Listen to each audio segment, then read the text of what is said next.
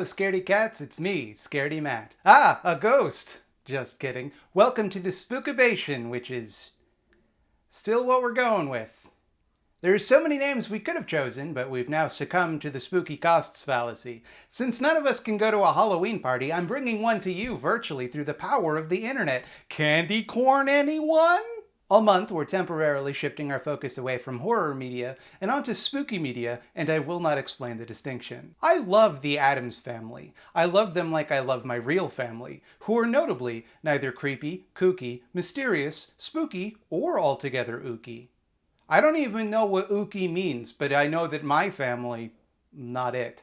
And I can think of no ookier family than the Addams is. I don't think this franchise is held in particularly high esteem these days. People look back fondly on some past iterations of it, particularly the Barry Sonnenfeld films of the early 90s, which are probably my favorite interpretation of the characters, but nobody really sees them as all that relevant. The Addams Family was a satire of the American nuclear family of the 60s, an inversion of the saccharine family values forced down everyone's throats. Didn't start that way. It started as a bunch of New Yorker cartoons by Charles Addams, but that has relatively little to do with the Addams Family as you and I understand them. That was a series of single-panel gags with unnamed characters, not a family sitcom. The Addams Family as you and I know them really started with the television series, which aired from 1964 to 1966. Loosely based on Charles Addams' cartoons, this series assembled his, at the time, mostly unrelated and unnamed characters into one family. It was the TV show which used them to satirize the typical American family of the time, something which has been thoroughly subverted at this point. I'm not sure they were exactly shocking then, but they've definitely lost whatever edge they had. To the degree that the franchise has endured, it's mostly through nostalgic inertia. To be honest, I haven't seen the 2019 Addams Family movie. It looked like a lot of wasted potential to me, but if there's any interest, I might do another video on it at some point later. And I think it's a bummer, because I think the Addams Family are kind of more relevant now than ever. The Addams Family is a vehicle for broad humor first and foremost, but it's also inherently a kind of parable on the importance of tolerance and pluralism. Even if it doesn't really set out to be, the whole concept of a happy family of macabre ghoul people challenges the human urge to demonize the other. The Addams Family are not evil per se. They might like and admire evil things, they might do things to one another we might consider malicious, but they're not bad people. They're sadistic, to be sure, but they're also masochistic, and assume everyone else is as well. It's a good-natured sadism, and not always in a sex way either. Though there is that, they definitely do it in a sex way too. Last night you were unhinged. You were like some desperate, howling demon. You frightened me. Do it again. They don't set out to frighten or harm people. They just don't understand that their customs and way of life are frightening to others.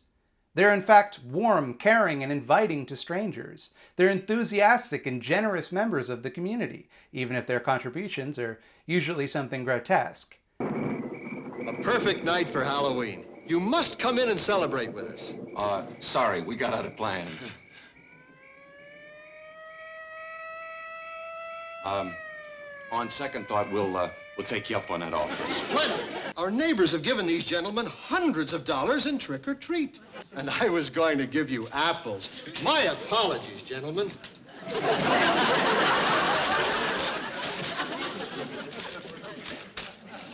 In the cases where they do cause harm, it's usually out of obliviousness rather than malice.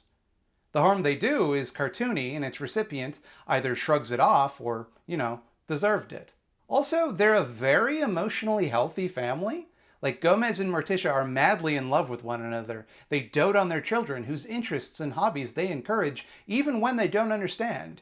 Wednesday and Pugsley may have morbid interests in violent games, but they're intelligent, inquisitive, and polite. The Addamses maintain a good relationship with their extended family as well, including 2 live-in relatives. They all love one another and take care of one another in their own way. They have their own food, their own music and dance, their own traditions, and they've suffered a great deal of persecution in the past as a result. In other words, they have their own culture, one which may seem strange, even dangerous to outsiders, but ultimately, they're normal, decent people, no matter how strange they appear. I wouldn't map the Addams Family one-to-one on any particular minority or immigrant group, because, None of them drink poison or explode one another with dynamite for fun.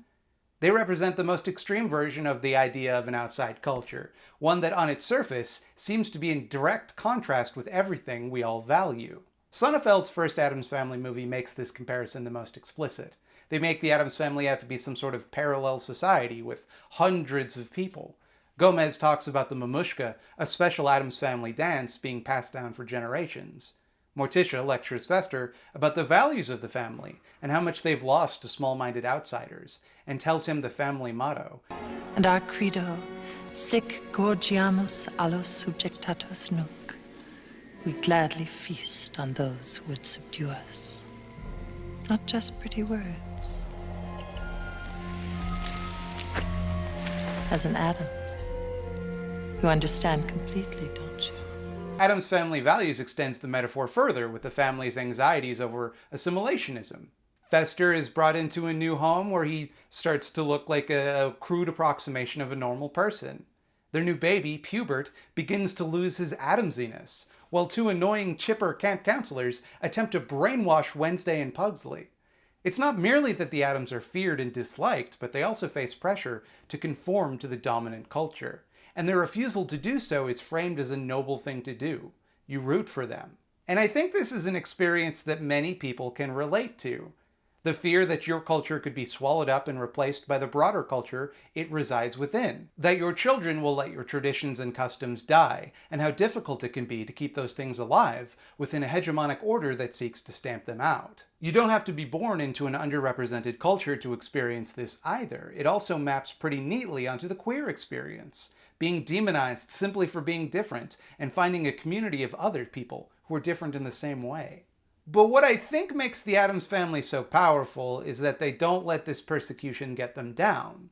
They persevere and live their lives on their own terms, paying no heed to people that demand they conform to the dominant paradigm.